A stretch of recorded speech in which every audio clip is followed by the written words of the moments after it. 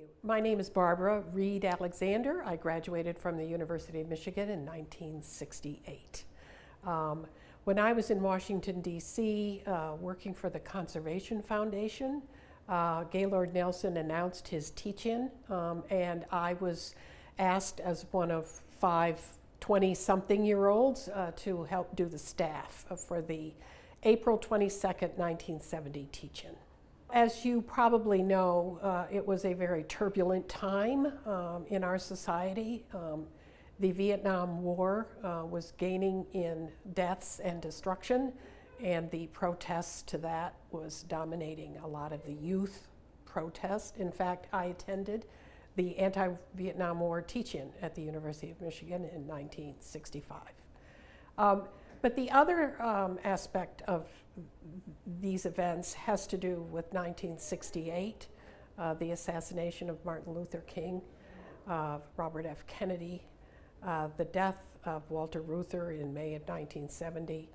There was a feeling that young people needed to exercise control, and that somehow our generation, our parents' generation, had let us down with social progress, civil rights, women's rights, and environmental rights. So there was an atmosphere of change and desire to be involved in change that culminated in Earth Day 1970. A good description of what happened leading up to it and on that day was a spontaneous combustion of local activities that poured into our office as examples of self-generation of activities. Garden clubs, grade schools, high schools, colleges, citywide events, the kinds and expansive nature of these activities we could never have possibly organized from the top down.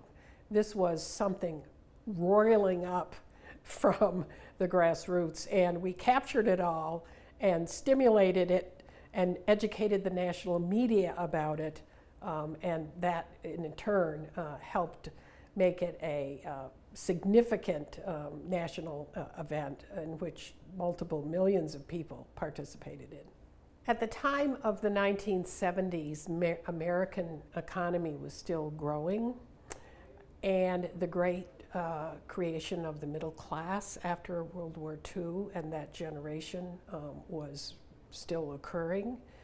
And there was a sense that the public would endorse the notion of government being in charge of making sure these cleanups happened and that certain rules had to be put in place. And there was a general consensus that it was a societal problem that deserved societal results. We are operating today under a very different economy in which there is a tremendous wealth disparity. Our middle class is fading away.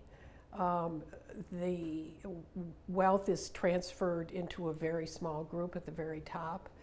So there's a lot of concern about how we pay for climate change and who pays and what exactly we're going to do. And I think that's much more controversial and difficult to address today than it was in 1970, when we were requiring industry to control pollution of the air and water, which they did, actually tremendously well with federal laws and regulations that we all helped stimulate the development of. But we're in a different phase now and a different era of communication than in 1970. There was no internet. There was no cell phone. We only had 3 national TV stations, and we had a national press that was not, that was full of very well-qualified reporters who wrote detailed stories and had time to investigate and explore national news and transmit it locally. And today we have a lot of disinformation resources that are dominating our ability to reach a consensus. It's very different.